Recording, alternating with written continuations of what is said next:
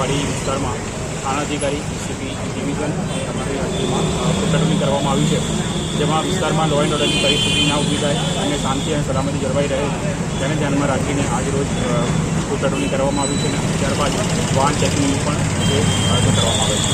કયા કયા વિસ્તારમાં આપ ફર્યા છો સ્ટાફને લઈને? પાણીગેટ અને વાડી વિસ્તારના જેટલા પણ સેન્સિટિવ એરિયા છે તે અમારા દ્વારાથી કવર કરવામાં આવ્યા છે અને વાહન ચેકિંગની કામગીરી સમગ્ર સિટીમાં મહેરબાન કમિશનર સાહેબના આદેશથી કરવામાં આવી છે.